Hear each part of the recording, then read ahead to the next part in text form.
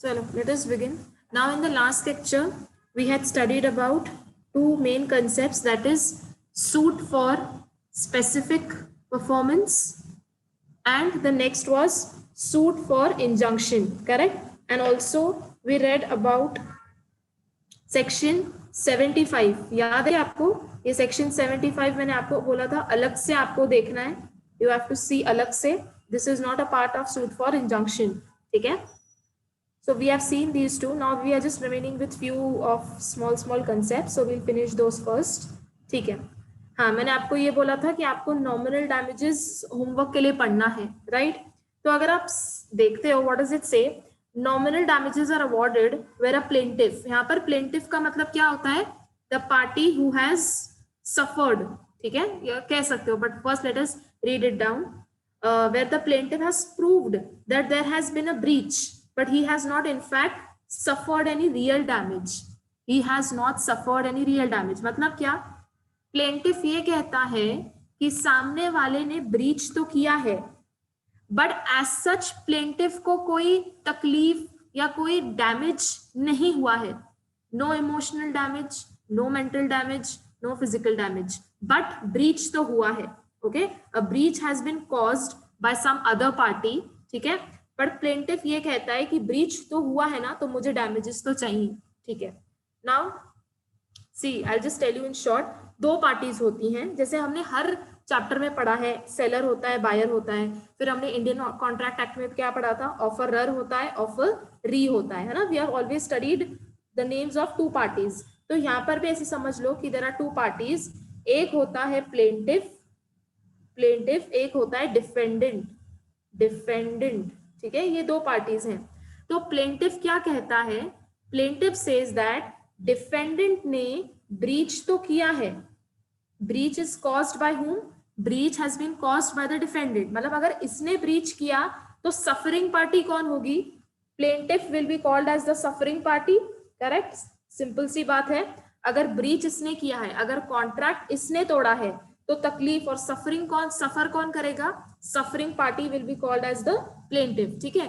तो यहाँ पर ये कहने की कोशिश क्या कर रहे हैं कि प्लेंटिफ कहता है कि यहाँ पर ब्रीच तो किया है डिफेंडेंट ने, पर यहाँ पर ना प्लेंटिफ को एज सच कुछ तकलीफ नहीं होती है, ठीक है. जैसे अगर आप ये पढ़ते हो क्लियर होता है, in fact he has not suffered any real damage, है ना. इसने ब्रीच किया है पर इसको कोई सफरिंग नहीं हुई है, ठीक है. I just give you one example, पहले पढ़ लेते हैं. It is awarded just to establish the right to degree. मतलब क्या? फिर भी the defendant will give damages to the plaintiff, भले ही प्लेंटिफ को कोई डैमेज नहीं हुआ है. और ये क्यों करते हैं? सो दैट टू एस्टैब्लिश कि हमारे भी राइट्स हैं, है ना. जैसे इफ यू रिमेम्बर, आपने 12th स्टैंडर्ड में कंज्यूमर्स के राइट पढ़े थे, राइट? कि क्या क्या कंज्यूमर्स के राइट होते हैं? Right to see, right to touch the product, right to smell the product, then right to reasonable opportunity, right, so on and so forth. Next क्या लिखा है? The amount may be a rupee or even 10 पैसा. Okay, अब यहाँ पर ना plaintiff को पैसों की लालच नहीं है, क्योंकि यहाँ पर क्या लिखा है? जो तुम डैमेजेस दोगे, जो ये डिफेंडेंट इसको डैमेजेस देगा, that can even be a rupee or even 10 पैसा. मतलब अगर हम ये पढ़ते हैं तो हमें क्या समझ आता है कि प्लेंटिफ को एज सच कोई लालच नहीं है. पर ये क्यों प्लेंटिफ केस फाइल कर रहा है? Just to establish that I have a right. Okay, now I will give you one example. अब अगर आपको याद रहेगा, if you see the bottle of Red Bull, ठीक है, अगर आप रेड बुल का बॉटल देखते हो, आई जस्ट इन शॉर्ट में आपको वो मैं केस बता देती हूँ. रेड बुल में ना नीचे लिखा होता है इट गिव्स यू विंग्स. ये ऐसा लिखा होता है, इट गिव्स यू विंग्स, ठीक है. ये बहुत सारे आय रहते हैं, अभी मुझे नहीं पता कि 3 आयज रहते हैं या 4 आय रहते हैं.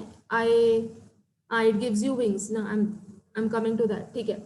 तो अब ना अगर आप रेड बुल का बॉटल देखते हो, अब ये स्पेलिंग लिखा होता है, मे बी शायद से सिर्फ 3 आई रहते हैं, if I am not, so WIIINGS, 3 आय रहते हैं या 2 आय रहते हैं या 4 आय रहते हैं, ठीक है. What I am trying to say कि जब रेड बुल पहले, जो पहले वाला प्रोडक्ट था ना रेड बुल का, तो रेड बुल में पहले लिखा होता था it gives you wings, proper wings का स्पेलिंग लिखा होता था, ठीक है। दिस इज पहले का, आई राइट हियर पास्ट। तो फिर एक कंज्यूमर ने वो रेड बुल कंज्यूम किया, ठीक है, और नीचे क्या लिखा था, इट गिव्स यू विंग्स। तो वो consumer goes and files a case against this red bull company, और वो क्या कहता है कि मैंने ये रेड बुल पी तो लिया पर मुझे इसके बाद विंग्स नहीं आए, क्योंकि यहाँ पर क्या लिखा है, it gives you wings, right. ये रेड बुल के नीचे उधर लिखा होता है कैन के नीचे, इट गिव्स यू विंग्स। तो ही प्रूव्ड कि I have consumed this product but it has not given me wings, ठीक है। जितना स्टूपिड सुनने में लग रहा है, केस उतना स्टूपिड था नहीं, ठीक है। अब you won't believe, he one the case, और उसके बाद कंपनी ने विंग्स का स्पेलिंग बदल के विंग्स का स्पेलिंग ये कर दिया। नाउ WIINGS, इसका कुछ मतलब रहता है क्या इंग्लिश डिक्शनरी में? No, there is no meaning of WIINGS, getting me? So what I am trying to make you all understand over here कि अब स्पेलिंग क्या हो गया है, अब ये स्पेलिंग है। अगर आप रेड बुल का कैन खरीदते हो and if you see the spelling is this, WIII और चार आई रहते हैं NGS, ठीक है। अब इसका कोई मतलब नहीं रहता है in English dictionary, getting me? What I am trying to say कि यहाँ पर जिसने रेड बुल कंज्यूम किया उसको कोई एक्चुअल डैमेज सफर हुआ क्या? Did he suffer anything? Did he suffer emotional damage, physical damage, mental torture और एनीथिंग? नो, ठीक है। सो अब ये तो अलग बात है कि जब वो केस जीत गया तो he got the amount somewhat in a very huge amount, even more than crores. तो यहाँ पर लिखा है ना that it may be a rupee or even 10 पैसा. So I'm not concentrating on this. What I'm trying to say कि कभी कभी ऐसे कंफ्यूजन होता है कि यार ऐसे कौन से केसेस होंगे जहां पर the plaintiff has not suffered anything but फिर भी वो केस जाके फाइल करता है और वो जीत भी जाता है। तो ये ऐसे केसेस रहते हैं, ठीक है। एक और मैं आपको एग्जांपल देती हूँ। इट इज नॉट इंडिया का केस, शायद से स्टारबक्स का केस था, ठीक है। It was filed somewhere in US। वहां पर the lady purchased a coffee, ठीक है, and she ordered a hot coffee, okay, and उसने ले लिया एंड आई थिंक वो ना उसने शी वॉज ड्राइविंग, ठीक है, तो उसने ना वो हॉट कॉफी अपने कार के उधर रख दी, ठीक है, एंड उसने शायद से ना गलती से ब्रेक दबा लिया। So what happened was coffee fell on her, okay, so on her lap or something.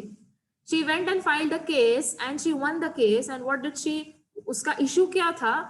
She said कि ये hot coffee के ऊपर ऐसा क्यों नहीं लिखा है that handle with care, getting me? So अब ब्रेक उसने मारा, उसको पता था कि इसके अंदर कॉफी हॉट है, राइट? उसको पता था कि it fell on her because of her own fault. Because उसने जल्दी से ब्रेक लगा दिया तो वो धक्का बैठा and the coffee fell on her. So when she ordered a hot coffee, don't you think it is implied that the cup के अंदर हॉट कॉफी होगी? So it is implied that you have to handle with care, correct? But then what was her substance? She filed a case and she said that the Starbucks company should write on the cup, Starbucks था या पता नहीं कौन सा तो था, that handle with care, and then actually she won the case. ये मैं आपको केस का citation भेज दूंगी ग्रुप पर and you can read the facts and the issues, and she actually won the case and she got that much of claim which she wanted from the company. So अब देखो यहाँ पर तो हम ये नहीं कह सकते हैं कि यार कॉफी उस पर गिर गई तो actually she suffered, उसका स्किन जल गया, something like that. See, skin तो जलेगा नहीं, no matter hot coffee हो या टी हो, something हो, but if you want you can connect this case, वो रेड बुल वाला जो मैंने आपको एक प्रैक्टिकल एग्जांपल दिया है, that there is no actual damage, okay, but still you go to the court and you file a case, and what are you trying to prove over here? That you have a right to file a case. ये आपको establish करना है। फिर damages एक 50 पैसे हो, 2 रुपए हो या 10 रुपए हो, दैट इज इमटेरियल, ठीक है। सो ऐसा जब केस होता है तो उस केस में अगर the person wins the case and he gets the claim तो उसको हम क्या बोलते हैं? These are nominal damages, जहां पर एक्चुअली में when a party does not suffer anything, but still he can go file a case and he has the right to file a case. हम ये establish कर रहे हैं when we study nominal damages. ठीक है? Okay, next point तो आप खुद ही पढ़ लेना. Damages for deterioration. This speaks of perishable goods. यहाँ पर लिख लो चाहिए तो perishable goods. ठीक है? This majorly applies in perishable goods. क्योंकि यहाँ पर डिटोरिएट क्या हो रहे हैं, पेरिशेबल गुड्स हो रहे हैं. ठीक है. Next is important. Next come to the next point. यहाँ पर स्पेलिंग ठीक कर लो. It says prefixed damages. I think F type नहीं हुआ है.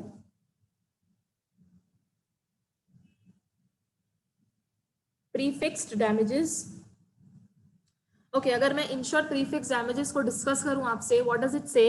इट इज प्रीफिक्स्ड मतलब क्या, जब दो पार्टीज के बीच में अग्रीमेंट बन रहा है, वो अग्रीमेंट में ही डिसाइड कर लेते हैं कि अगर मैंने ब्रीच किया ना तो मैं तुझे इतने डैमेजेस दूंगा, अगर तूने ब्रीच किया तो तू मुझे इतने डैमेजेस देना. So in the agreement only you decide what will be the amount of damages and those damages are called as prefix. That's it. ठीक है. सो व्हाइल प्रिपरेशन, देखो यहाँ पर लिखा है at the time of formation of the contract certain how much amount will be payable as damages. या आप stipulate कर देते हो. Sometimes the parties to the contract stipulate at the time of formation that on the breach of contract certain amount will be payable as damages. तो वो कितना damages होगा आप वो उसमें ही लिख लोगे. ठीक है. ओके, अब ना अगर आपने सिर्फ इतना भी लिखा ना तो भी चलेगा. Next what I want you to write in this is, यहां से लेके यहां तक. Now come to this example. This example is important. इसको स्टार मार्क कर लो. इसके ऊपर केस स्टडी भी आ सकता है. Late us read. अगर आपने अग्रीमेंट में पेनल्टी प्रोवाइड की है 1 लाख की और एक्चुअल नुकसान हो जाता है 70,000 का. ठीक है. सो आई राइट डाउन कि आपने अग्रीमेंट में कितना लिखा है कि अगर ब्रीच हो जाता है so I will pay you 1 lakh rupees. But breach होने के बाद सामने वाले को नुकसान कितना होता है, सिर्फ 70,000 का. तो क्वेश्चन ये अराइज होता है कि how much damage will be payable. तो यहाँ पर आंसर लिखा हुआ है only rupees 70,000 shall be available as damages. That is the amount of actual loss and not the amount stipulated. ठीक है. तो अगर मैं कहीं ना कहीं एक फॉर्मूला इससे बनाऊं, so what will I write? Whichever is lower. Correct. जितना आपने अग्रीमेंट में मेंशन किया है और जितने का लॉस हुआ है, अगर ये दोनों हैं क्वेश्चन में, सो डैमेजेस कितने पेबल होंगे? whichever is lower. ठीक है. तो यहाँ पर लोअर क्या है, 70,000. उसके बाद देखो उल्टा लिखा है. बट अगर हम मान लेते हैं कि लॉस ही 1 लाख का हुआ है, लॉस इज ऑफ 1 लाख. ठीक है. 1 लाख. अच्छा, लॉस इज ऑफ से 1,50,000. ठीक है. लॉस हुआ है 1,50,000 का और आपने अग्रीमेंट में कितना लिखा है, 1 लाख.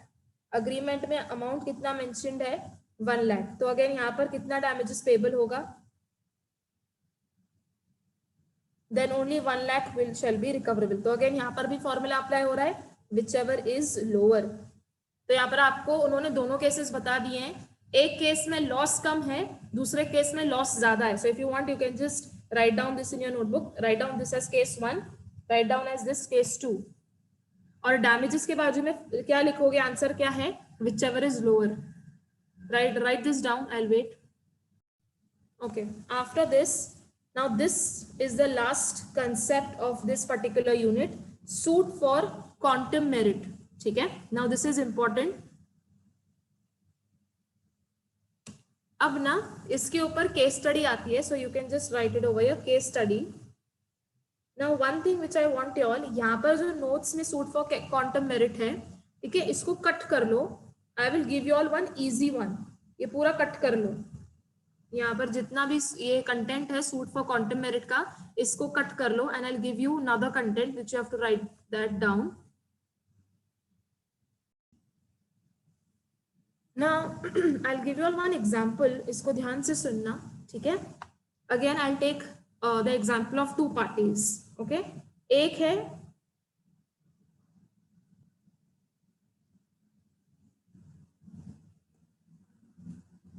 है ओनर ऑफ लैंड. ठीक है. एक है ओनर ऑफ द लैंड. इसको बंगलो बनवाना है अपनी जमीन पर. ठीक है. So he goes and contracts a builder. he goes and contracts a builder जो उसको बंगलो बना के देगा. ठीक है. अब बंगलो का स्पेसिफिकेशन क्या है? That there will be, this is the ground floor. ठीक है. इसके ऊपर होगा first floor, then will come the second floor, then will come the second floor.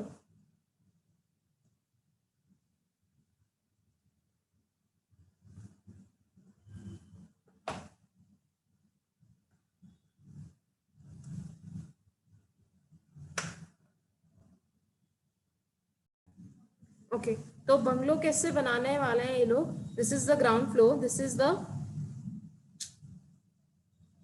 अरे यार, हाँ, this is the first floor and this is the second floor.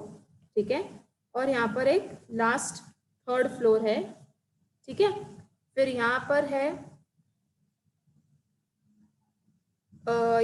है garden. ठीक है. यहाँ पर है पूल. ओके. अब ये बंगलो का for example this is the construction. कौन बनाने वाला है? The builder is going to make. ठीक है. ये सब कुछ है. So there is this ground floor and these 3 floors and these 2 things. ठीक है. अब मैं आपको बताती हूँ कि क्या क्या कंस्ट्रक्ट हो चुका है. तो I write here things already constructed, things already constructed before the builder breached. उसके ब्रीच करने से पहले बिल्डर ने कौन सी चीजें बनाई थी. तो यहाँ पर मैं लिखती हूँ ग्राउंड फ्लोर हो गया था, फर्स्ट फ्लोर हो गया था, सेकंड फ्लोर हो गया था. ठीक है. थर्ड फ्लोर नहीं हुआ था, और पूल हो गया था, और गार्डन नहीं हुआ था. तो 2 चीजें नहीं हुई थी. ठीक है. इन शॉर्ट, अब उसका ground floor, first floor, second floor ये सब बना के हो गया था. फिर उसने साइड बाय साइड पूल भी बना लिया था, और उसके बाद द बिल्डर रैन अवे, और let's not say ran away, supposedly reason ये था that the people who are working with the builder they ran away. ठीक है. तो अब बिल्डर तो ये सब अकेले नहीं बनाएगा, उसके जो भी लोग थे, जो उसके स्टाफ मेंबर्स थे, they went and they went away. उन्होंने कोई नया कॉन्ट्रैक्ट पकड़ा और दे स्टॉप्ड वर्किंग. तो यहाँ पर जो मैंने 2 पार्टीज लिखी हैं, एक था ओनर ऑफ द लैंड. ठीक है. और एक कौन था? बिल्डर था. ठीक है. अब इफ आई से इन दोनों में से ब्रीच किसने किया है, तो I will write here the breach has been done by the builder. अब उसने इंटेंशनली ब्रीच किया या उसकी भी गलती नहीं थी, whatever it is, we are not following into reasons, but we are coming to a conclusion that he has breached. ठीक है. अब डोंट यू थिंक ओनर जो है लैंड का, he has received some kind of benefits. तो मेरा आपसे question ये है कि आई राइट हियर, जो चीजें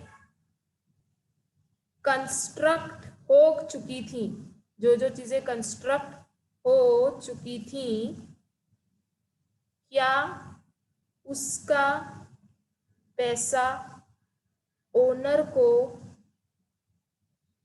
बिल्डर को देना चाहिए? Think and tell me. Is the owner liable to pay money for ground floor, first floor, second floor, और क्या क्या बन चुका था, and comma pool to the builder? Question mark. Yes. Think and tell me, is the owner liable to pay money for those things which have already been constructed?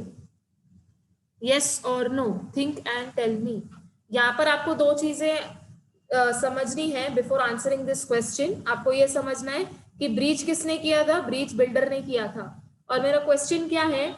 Is owner liable to पे the builder for the benefits which he has received? And what are the benefits? Ground floor, first floor, second floor, and pool. Is the owner liable to pay the builder? I'm asking everybody, not only 2 students. Yes or no?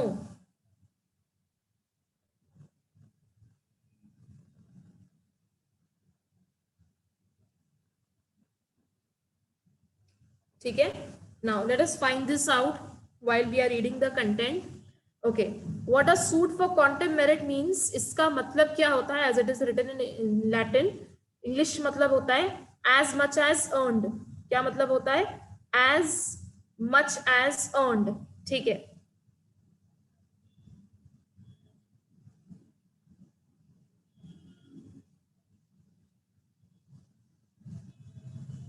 यहां से पढ़ो.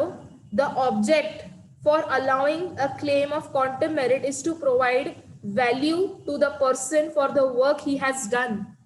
तो मतलब क्या, आप उसको पैसे दोगे क्या? The final answer is yes, because you have to pay him for the value of the person for the work he has done.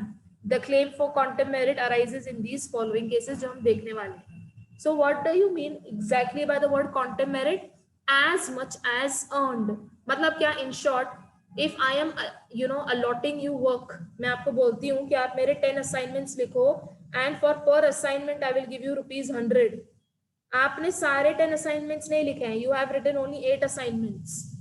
So आपने 8 assignments लिखे और आपने मुझे बोला कि मैं 2 assignments है वो मैं नहीं लिख पा रहा हूँ, तो मैं ये कॉन्ट्रैक्ट को कंप्लीट नहीं कर पाऊंगा. सो of course I will be paying you for these 8 assignments. मैं आपको ये तो नहीं बोलूंगी कि नहीं नहीं you did not complete the remaining 2 assignments, तो भी 8 असाइनमेंट्स के भी पैसे भूल जाओ. मैं आपको ये नहीं कह सकती हूँ. I have to pay you for the work how much you have completed. Getting me? तो इसका क्वांटम मेरिट का मतलब क्या होता है, as much as earned. Okay, now I will connect this provision with something which we have already done learning. If you remember, जब हम cell of goods act पढ़ रहे थे, उसमें यूनिट वन में you remember we studied price, how to ascertain price. तो उसमें ना हमने कुछ 4-5 ऑप्शंस देखे थे. या तो मार्केट प्राइस होगा, या तो मैन्युफैक्चरर्स प्राइस होगा, या तो गवर्नमेंट प्राइस होगा, या तो जो पार्टीज म्यूचुअली डिसाइड करेंगी, सो ऑन एंड सो फोर्थ. उसके नीचे हमने 3 केसेस देखे थे, केस 1, केस 2, केस 3. याद है क्या आपको? जहां पर बायर और सेलर ये दोनों प्राइस डिसाइड नहीं करते हैं, ये एक थर्ड पर्सन के पास जाते हैं who will ascertain the price. So I will write here third party. ठीक है, तो फर्स्ट केस क्या था, बायर और सेलर ने, इन दोनों ने क्या सोचा कि हम दोनों प्राइस नहीं डिसाइड करेंगे. प्राइस कौन डिसाइड करेगा? Price will be decided by a third person. Okay, तो यहाँ पर एक छोटा सा प्री कंडीशन, प्री थिंग क्या था. Supposedly seller was selling to the buyer 100 bales of cotton. पर ये थर्ड पार्टी के जाने से पहले सेलर ने बायर को already 10 bales of cotton transfer कर चुके थे. ठीक है, seller had already transferred 10 bales of cotton to the buyer before going to this third party. ठीक है, फिर ये फर्स्ट केस में क्या होता है, थर्ड पार्टी ने रिजेक्ट कर लिया कि मैं तुम्हारे लिए प्राइस डिसाइड नहीं करूंगा. सो मेरा आपसे तब क्वेश्चन था,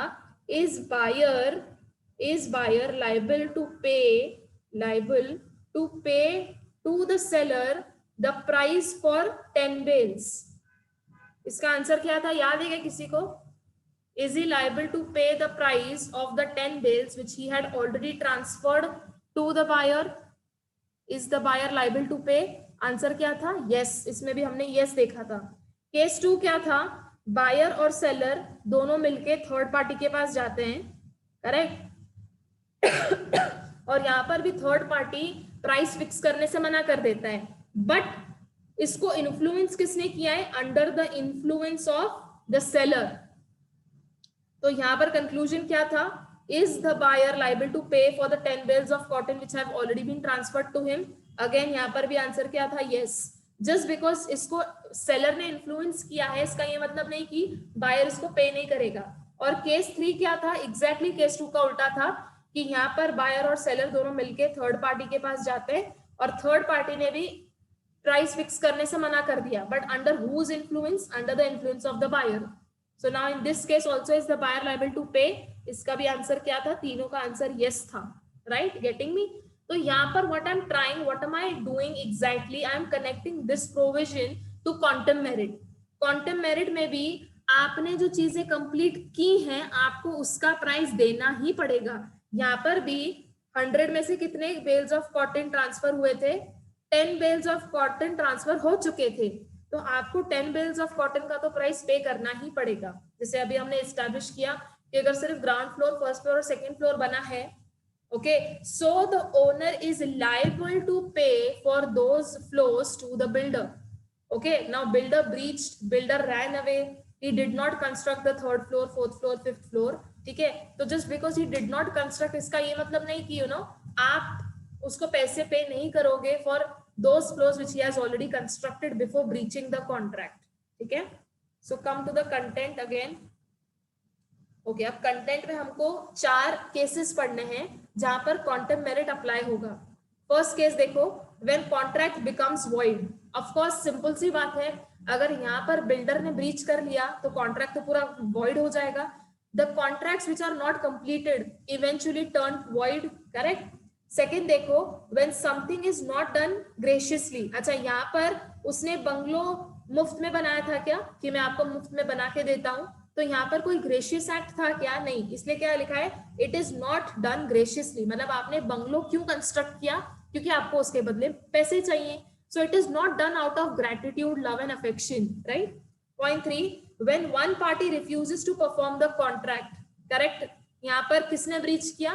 द बिल्डर ब्रीच। तो that means the one party refuses to perform the contract, और I would say one party refuses to complete the contract, क्योंकि परफॉर्म तो वो स्टार्ट तो कर लेते हैं बट वो कंप्लीट नहीं कर पाते हैं। ठीक है, दिस इज पॉइंट 3।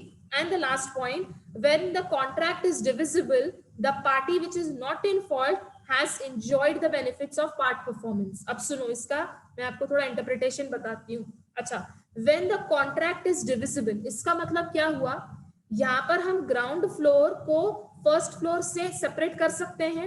मतलब अगर मुझे सिर्फ ग्राउंड फ्लोर का प्राइस जानना है तो मैं वो कर सकती हूँ, राइट। सपोजिटली बंगलो सिर्फ 2 फ्लोर्स का है, this is 1 ground floor, this is first floor, this is second floor. ठीक है, ग्राउंड फ्लोर बन के खत्म हो चुका है, फर्स्ट फ्लोर भी खत्म होके बन चुका है। अभी पूरे बंगलो का वैल्यू कितना था? 1 करोड़ रुपीज। तो मैं अब उसको 1 करोड़ दूंगी क्या? नहीं, I will not give him 1 crore, I will pay him only for ground floor and first floor because he has not constructed the second floor, so why will I pay him 1 crore? तो यहाँ पर क्या मैं ये पूरे 1 करोड़ को divide कर सकती हूँ? I will only pay him for what? Price will be paid only for ground floor and first floor, है ना। तो मैं फिर कुछ कैलकुलेशंस करूंगी कि अगर 3 फ्लोर के 1 करोड़ होता है, सो सिर्फ 2 फ्लोर्स का कितना होगा।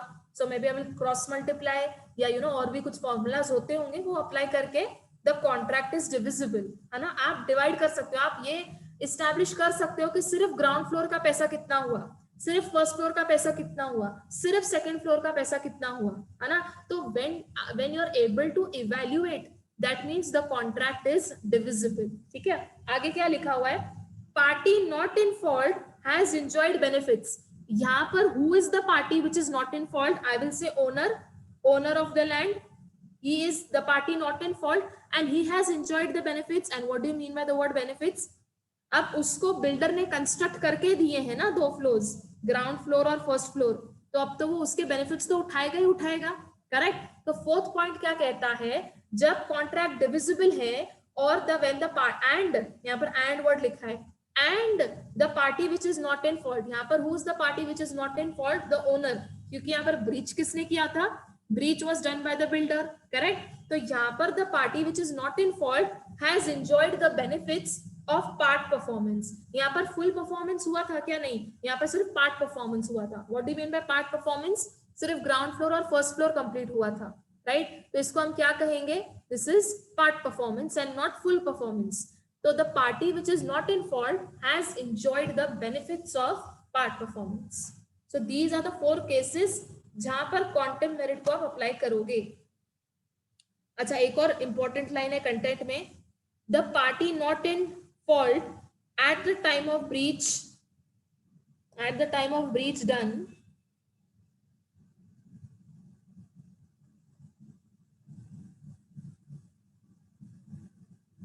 अच्छा ठीक है, डू वन थिंग, मैं आपको मार्क करके देती हूँ आपको कितना लिखना है। पहले तो आप वो कंटेंट, वो जो है ना आपके बुक में दिया हुआ है, उसको कट कर लो एंड वहां पर लिखो नोटबुक। तो आपको मैं यहाँ पर मार्क करके देती हूँ कि आपको कितना लिखना है।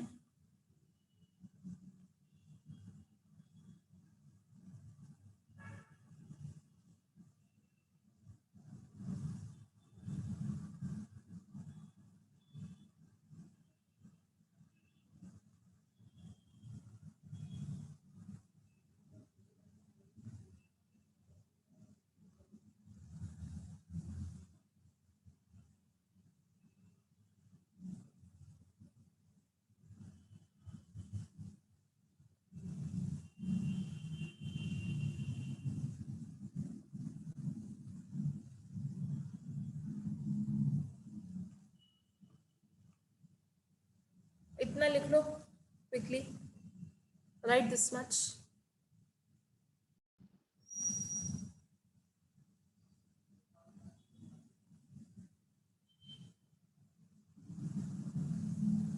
Whenever you're studying quantum merit, ये बंगलों का एग्जाम्पल लर्न करना, so you'll be able to connect with the content.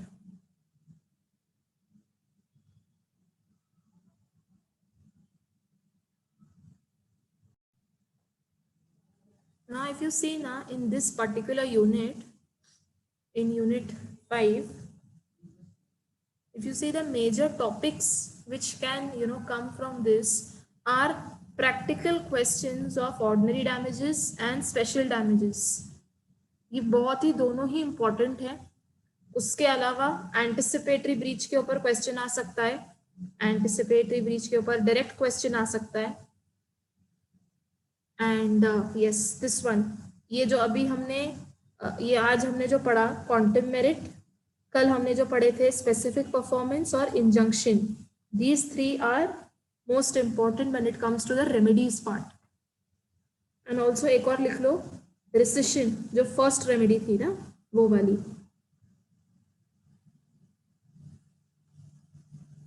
ये चारों तो आपको करने ही करने, quantum merit, specific performance, injunction and recession, ठीक है.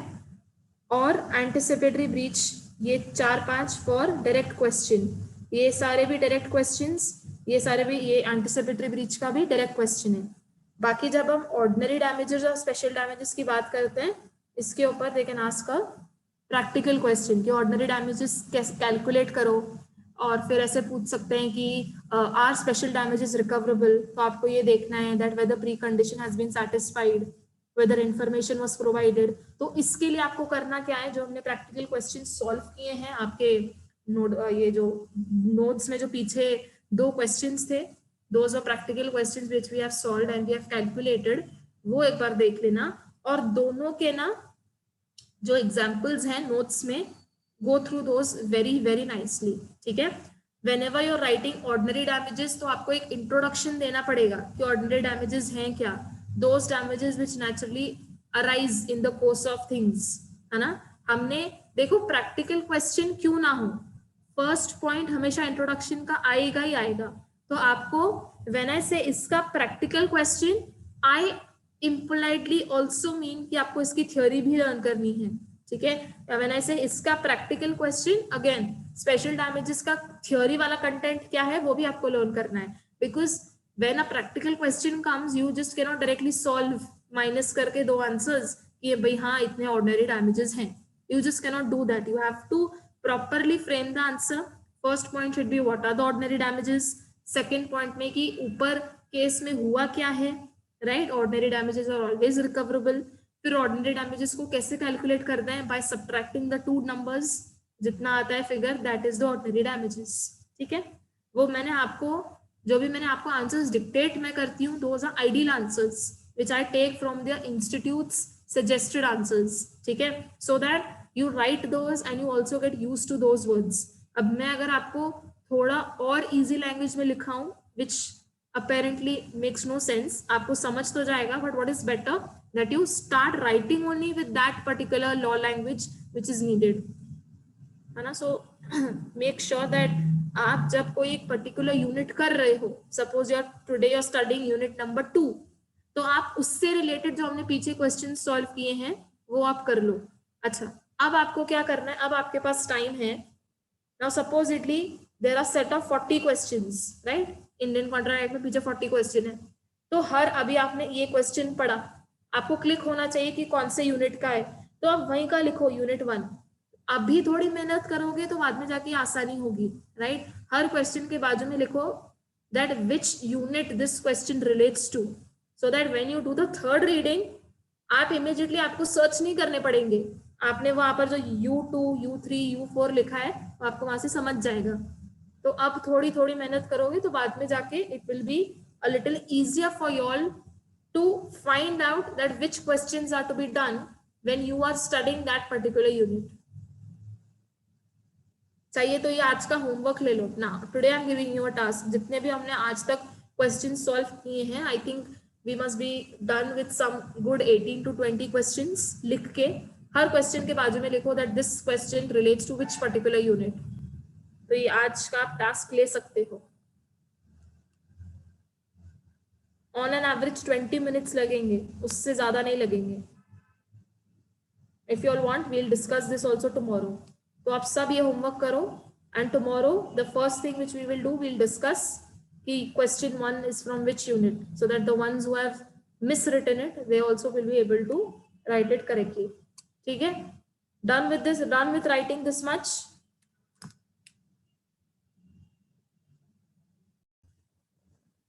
यहाँ से जो नोट्स हैं उसमें से आप कंटेंट सॉरी एग्जाम्पल ले सकते हो. You can write down this example, example number 2. लिख लो वहीं पर जहां पर आपने नोट्स में पूरा क्वांटम मेरिट लिखा है. Write it down. Write down example number 2.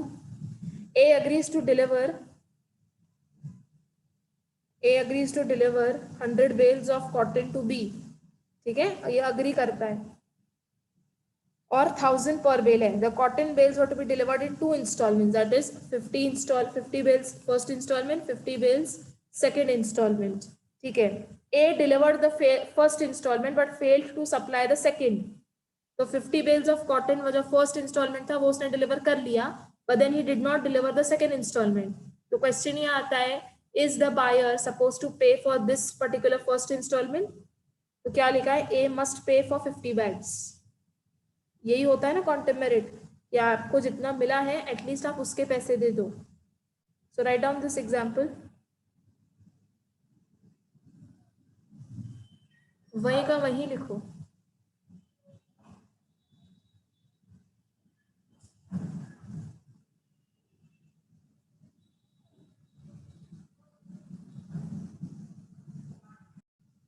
The remaining topics I think hardly कुछ है, जो भी कुछ रहेगा will completed and tomorrow we are starting with unit 4.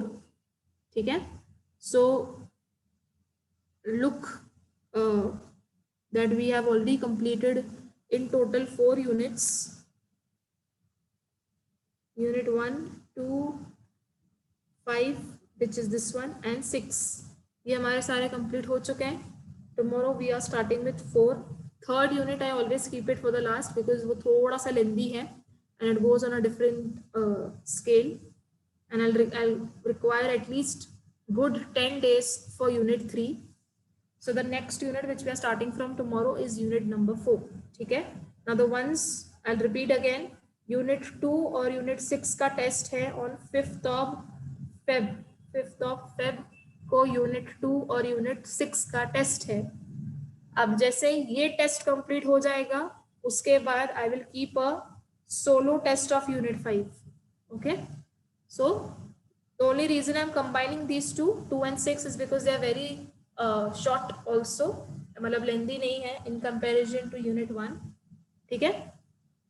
So I hope you all are studying along with studying which we do every day. उसके साथ साथ आप टेस्ट का भी पढ़ रहे हो. This is what I expect and I hope that I'm not assuming something wrong. ठीक है, चलो I'll meet you all tomorrow then.